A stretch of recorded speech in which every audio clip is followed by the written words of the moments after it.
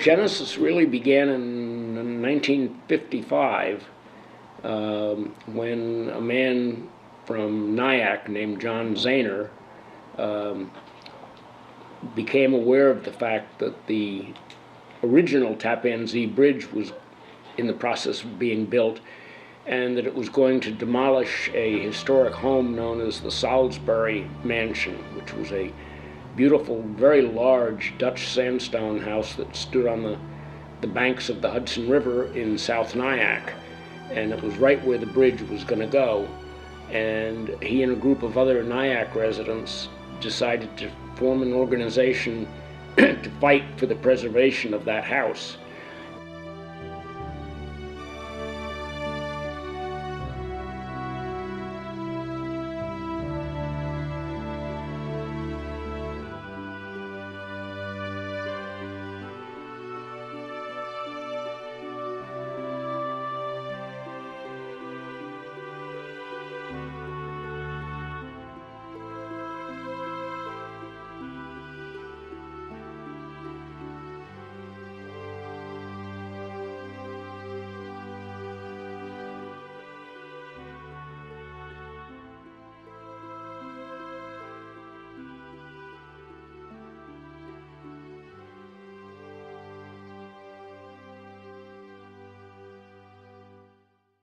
Only when I got the call about this honor, I realized just how much history I've witnessed in Rockland, and how much I've written about. And you don't think about it. Travis Jackson, during a program for Leadership Rockland, said you don't always recognize history when you're living it. And I think that was kind of the case with me during a 40-year journalism career. There for the Brinks robbery, in fact, attended the arraignment the night of the robbery and the murders, September 11th, and so many other events over 4 decades. Never really thought about it in terms of how much history I had witnessed and how much I had written about. Centenarians, the first group that I wrote about, were alive when the airplane was invented and the automobile was popularized.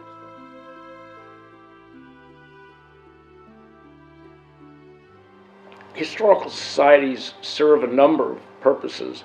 They collect things, they care for them, they organize them, they make them available to the public for research purposes or just to look at for fun. Most of these things would be lost if it wasn't for historical societies. To me, my own personal commitment to the whole history movement in Rockland County is preserving buildings, historic homes in particular, and with a subset within that is Dutch sandstone homes in Rockland County. We happen to have, we share with Bergen County as being the sites of the only Dutch sandstone homes in the entire United States, are all located within Rockland County and Bergen County.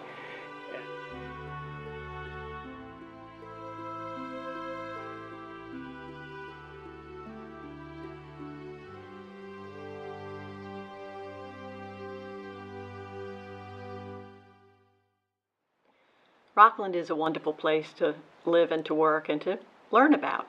The environment here, the landforms, the water, all I've been really privileged to learn and get to know very closely and work with and try to enhance some of those areas and protect some of those natural areas. And I've been really happy along with that to look at the local history in certain areas. The Pearl River Walk that we're going to do again, each of the 5 towns, the bus trips that we took through those towns to show the natural landforms, this very unique rock that we have here, which is something connected to both our water supply and to our houses, like the sandstone houses that we have unique to this area.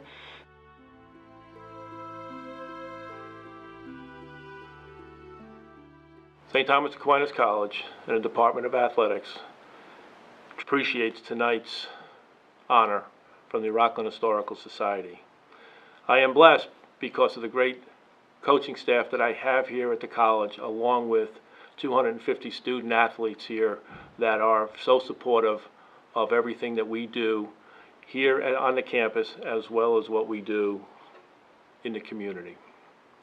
Some of the events that we're involved with, and again, we'd like to congratulate Bob Baird for touching bases and for his award this evening. But we are so honored by Scott Muscat, John Garvey, and the 40 baseball players that really help out in that particular project. But other projects that we're involved with throughout Rockland County, we've been involved with the United Way, Day of Caring, the Spark Hill cleanup over the years. We also involved with the SIDS Walk, Relay for Life. And again, all of that is part of our mission. That's our student athlete mission here. We want to be great competitors. We want to be great student athletes in the classroom, but we also want to be able to serve our community. And I think we have achieved all of that here at St. Thomas, and I'm very proud for everything that they have done for the college and for the Department of Athletics over the years. It's amazing that Rockland kind of grew up to be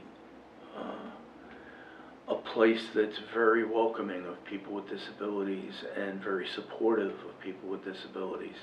You just think about Camp Venture, Joanio, and ARC all being created by individuals who had children with disabilities to address their particular needs. When my son aged out of the major leagues in Suffern in 1993, I gave up my spot on the Suffern Little League Board of Directors to join the board of Challenger Little League, which was just starting up in Rockland County. There were a number of us from Suffern and a number of individuals from West Nyack who had wanted to start Challenger Little League for children with disabilities, but couldn't get it done on our own. And when a gentleman named Joe Segaria became district administrator for Little League in 1993, he pulled us all together, and in a matter of 6 weeks we had players on the field.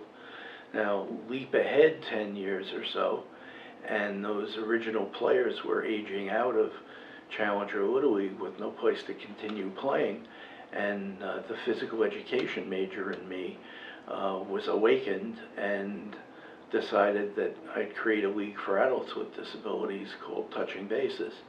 And that league is 14 years old now, and we have usually about 240 players on 15 teams, and the players range in age from those 21-year-olds coming out of Challenger Little League to a 92-year-old woman who played 4 years with a walker.